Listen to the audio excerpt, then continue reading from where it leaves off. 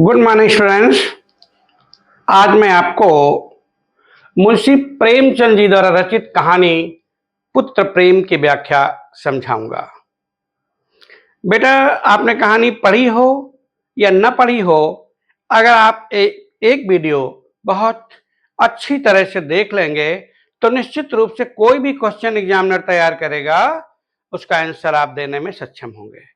पिछले 12-13 वर्षों में मैंने पेपर्स देखे हैं, उनमें जितने भी तरह के क्वेश्चंस एग्जामिनर ने क्रिएट किए हैं उन सभी का आंसर मैंने इस व्याख्या में, इस कहानी में स्पष्ट रूप से दे दिया है। आपको अलग से पढ़ने की जरूरत नहीं पड़ेगी, आपको केवल कहानी ध्यान से सुननी है। आइए जानते हैं मुंशी प्रेमचंद जी का परिचय। मुंशी प्रेमचंद जी का जन्म 1880 में काशी के निकट लम्ही नामक ग्राम में हुआ था। आप हिंदी साहित्य के अमर कलाकार हैं। आपको उपन्यास सम्राट के नाम से जाना जाता है। इनके बचपन का नाम धनपत राय था। 16 वर्ष की अवस्था में ही इनके पिता का देहांत हो गया और कानपुर वालों के लिए बड़ी खुशी की बात है कि वो कानपुर के जो नयागंज में मारवाड़ी इंटर कॉलेज है उसमें कुछ समय तक अध्यापक रहे। उसके बाद में शिक्षा विभाग में डिप्टी सब इंस्पेक्टर हो गए। मारवाड़ी इंटर कॉलेज की तरफ जब भी हम लोग जाते हैं तो मुंशी प्रेमचंद जी की याद बरबस आ जाती है। उपन्यास सम्राट कहा जाता है। आपके प्रमुख उपन्यास सेवा सदन, गोदान, रंगभूमि, गबन, वरदान। आपके प्रमुख नाटक करबला, संग्राम, प्रेम की बेदी, रूठी रानी, और आपने लगभग 350 कहानियां लिखी जो मानसरोवर के 8 भागों में प्रकाशित हुई। आपकी भाषा सरल, मुहावरेदार और रोचक है।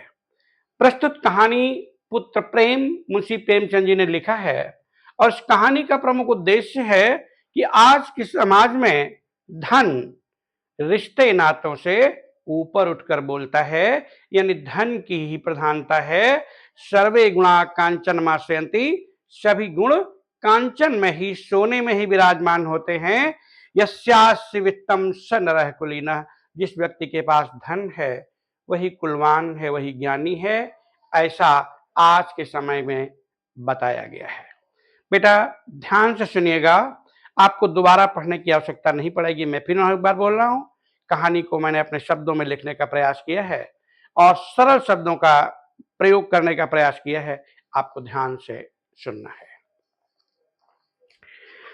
पुत्र प्रेम एक ऐसे व्यक्ति की कहानी है जिस पर यस्यास्य वित्तम स नरः कुलीनः, कुछ भी उसे बड़ा नहीं दिखता रुपए के अलावा, यानी वह बाप बड़ा ना भैया, सबसे बड़ा रुपया, इस बात को चरित्रार्थ करता है।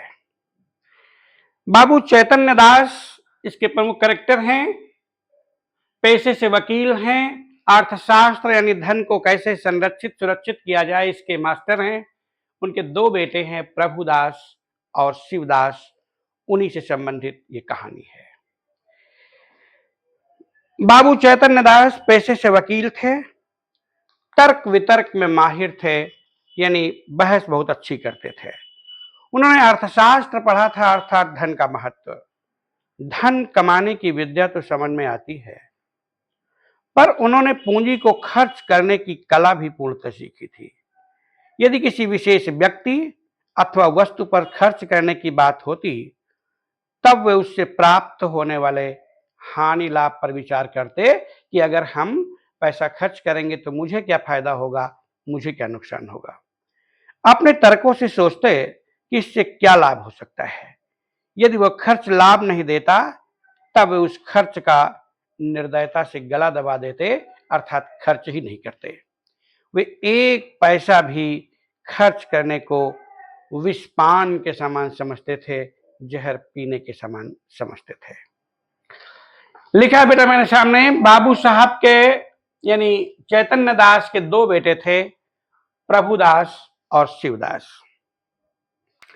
दोनों ही बहुत बुद्धिमान, होनहार, चैतन्य दास प्रभुदास चैतन्य दास प्रभुदास से अधिक प्रिय थे, क्योंकि उनमें पढ़ने के प्रति लगन अधिक थी। वे उसे इंग्लैंड भेजकर एक सफल और योग्य बैरिस्टर यानी बड़ा वकील बनाना चाहते थे। उनके बड़े बड़े सपने अपने पुत्र के साथ जुड़े थे।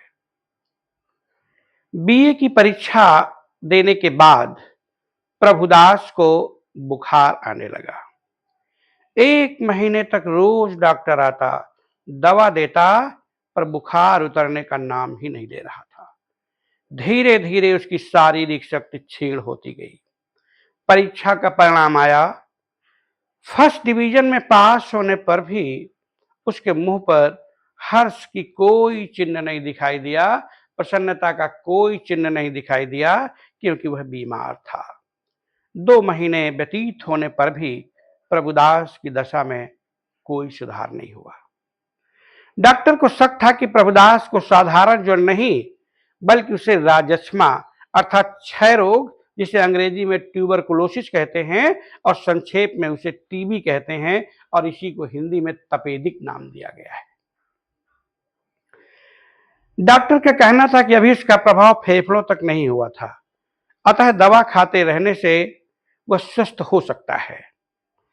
किसी पहाड़ी स्वास्थ्यालय में भेजने से ठीक तो हो जाएंगे, पर मानसिक परिश्रम से बचना ही ठीक रहेगा, मतलब उनके लिए बहुत ज्यादा पढ़ाई करना ठीक नहीं है, ऐसा वो सोच रहे थे। चैतन्य दास निराश हो गए थे। उन्होंने कहा, तब तो प्रभुदास का जीवन ही नष्ट हो गया। गर्मी के बाद बरसात भी आ गई, पर प्रभुदास की स्थिति में कोई सुधार नहीं हुआ। पहले जब उसका बुखार कुछ कम होता था, तब वो पुस्तकें पढ़ने लगता, किताबें पढ़ने लगता, विलायत जाने की बात करता तथा पड़े पड़े इस रोग पर बड़े बड़े डॉक्टरों की व्याख्याएं पढ़कर उनके अनुभवों से अपनी स्थिति की तुलना किया करता। 2-4 दिन भी ज्वर का प्रकोप बढ़ जाता तो वह जीवन से निराश हो जाता था। जैसा सामान्य दिनों में भी होता है कि हम लोग कुछ भी काम करें, अगर शरीर में कोई परेशानी होती है तो बार बार वही याद आती है, और वही बात चैतन्य दास के बेटे के साथ भी हो रही थी।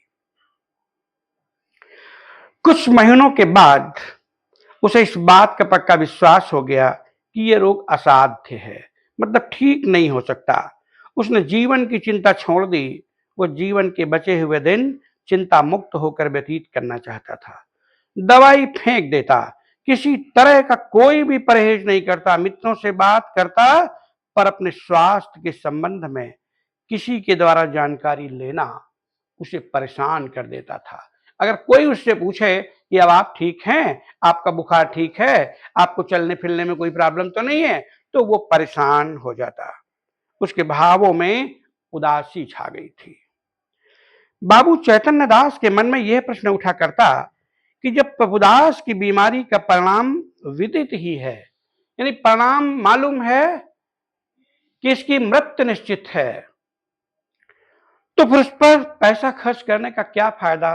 मैंने पहले ही बताया, वो अर्थशास्त्र के माहिर थे, अर्थशास्त्र के जानकार थे। उन्हें मालूम था कि ये बीमारी ठीक नहीं हो सकती, इसलिए बेटे पर पैसा खर्च नहीं करना चाहते थे। लेकिन कुछ तो पुत्र प्रेम के कारण और कुछ समाज के डर से वे दवा पर खर्च कर रहे थे। जाड़े का मौसम था। उन्होंने डॉक्टर से पूछा कि आपने कहा था कि जाड़े में अच्छे हो जाएंगे। कुछ अंतर आया, पर उनकी स्थिति में कोई सुधार नहीं हुआ था। उसी समय शिवदास वहां आ गया, अर्थात उनका दूसरा बेटा शिवदास। वो जानना चाहता था कि भाई के लिए और क्या किया जा सकता है। डॉक्टर ने बताया कि उसे इटली के किसी सेनेटोरियम में भेज देना चाहिए। सेनेटोरियम का मतलब पर्वतीय स्थान पर, जिसमें 3000 का खर्च आएगा, पर परिणाम संदिग्ध ही था, यानी यह निश्चित नहीं था कि वो ठीक होगा या नहीं।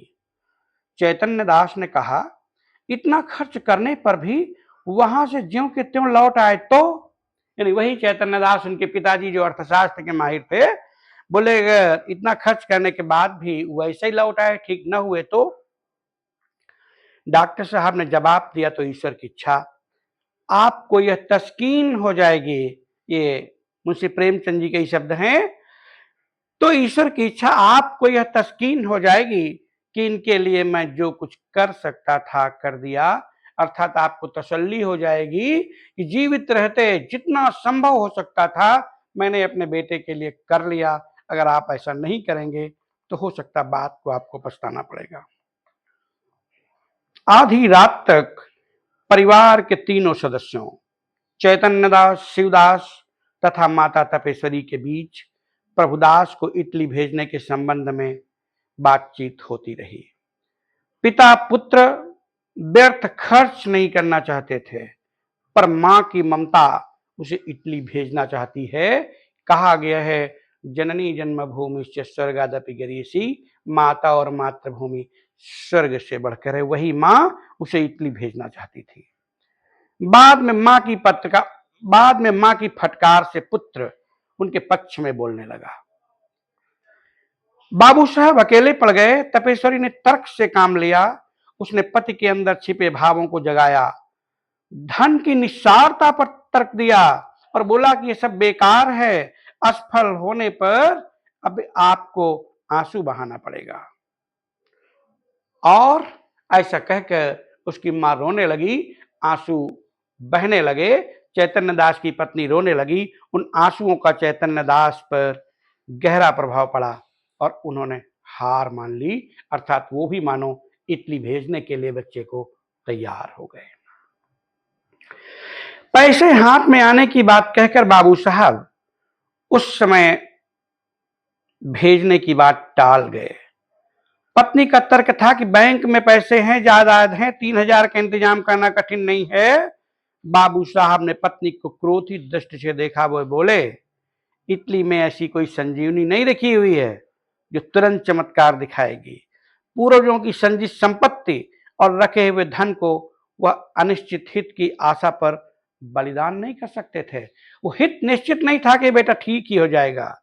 प्रभु की मां ने उसके आधे हिस्से की बात भी की, परंतु कोई लाभ न हुआ। वो जीत कर भी हार गई। यानी उसने वो ये याद दिलाने की कोशिश की कि दो बेटे हैं, दोनों का आधा आधा हिस्सा है, कम से कम इसके हिस्से का पैसा तो खर्च कर दिया जाए। लेकिन उसका कोई तर्क काम नहीं आ रहा था। 6 महीने के बाद शिवदास बीए पास हो गया। बाबू साहब ने अपनी जमींदारी के 2 आने बंधक रखकर उन्हें कानून पढ़ने इंग्लैंड भेज दिया। उसे बंबई तक पहुंचाने भी गए। बाबू साहब के लौटने के 1 सप्ताह बाद प्रभुदास अपनी अधूरी उच्च इच्छाओं को लिए हुए स्वर्ग सिधार गया। यानी बेटे की मृत्यु हो गई। बनारस के मणिकर्णिका घाट पर प्रभुदास की चिता जल रही थी। आज भी मणिकर्णिका घाट है वहां पर। आप लोग जाएंगे तो देखेंगे प्रत्येक घाट पर लिखा हुआ है 80 घाट। 80 घाट है वहां पर और एक मणिकर्णिका घाट भी है। बनारस के मणिकर्णिका घाट पर प्रभुदास की चिता जल रही थी। अग्नि की ज्वाला को बाबू साहब अपने रिश्तेदारों के साथ देख रहे थे। मन में पुत्र प्रेम उमड़ रहा था। शायद यदि प्रभुदास को इटली भेज दिया होता तो बच जाता। बाबू साहब के 3,000 पर उनका पुत्र प्रेम हावी होने लगा। उनके मन में बार बार ये उठता, ये टीस उठती। चिता की ज्वाला के समान ही उनके अंतर्मन में भी आग लगी हुई थी। उसी समय एक लड़का अपने पिता की अर्थी लेकर पहुंच गया। उसके पिता बीमार थे, उन्हें बुखार था। लड़का गांव का रहने वाला था। पैसा पानी की तरह बहा कर भी अपने पिता को बचा न सका था। जमीन का एक हिस्सा बेच दिया। उसके पिता की अंतिम इच्छा थी कि उन्हें मणिकर्णिका घाट में ही जला जाए। सो बाजे गाजे के साथ बहुत से लोगों को लेकर वो वहां आया था। उसके पिता तथा प्रभुदास दोनों की अर्थियां वहां जल रही थी, पर बाबू साहब को पश्चाताप था। इसके विपरीत मृत व्यक्ति के बेटे को संतोष था कि गरीब होने के बावजूद भी जितना चाहा उतना उसने प्रयास किया और अपने पिता को बचाने के लिए उसने सब कुछ न्यौछावर कर दिया। जाना सबने है, जाना सबने है, यानी सबकी मृत्यु होनी है। जातस्य ध्रुवो मृत्युम ध्रुवम ममंजतश्च, जन्म लेने वाले की मृत्यु निश्चित है और मरने वाले का जन्म निश्चित है, ऐसा गीता में कहा गया है। पर सब कुछ होते हुए भी सही इलाज के अभाव में, धन के लालच के कारण छोटी अवस्था में ही वह काल कवलित हो गया, मृत्यु को प्राप्त हो गया। शायद वो बच जाता यदि उसे पहाड़ी स्थान या इटली के किसी सेनेटोरियम यानी पहाड़ी स्थान पर ले जाया जाता।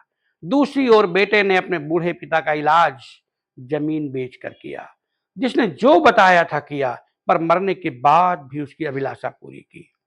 बाबू साहब को स्वयं पर बहुत ग्लानि हुई, बहुत दुख हुआ। उन्होंने प्रभुदास की अंतिम क्रिया पर पानी की तरह रुपया, अंतिम क्रिया पर यानी 13वीं में बहुत पानी की तरह पैसा बहाया, हजारों रुपए खर्च किए, लेकिन उसके इलाज में पैसा नहीं बहाया, क्योंकि तब तक उनको एहसास हो चुका था कि जीवन है तो सब कुछ है, शायद मन को शांति मिल जाए।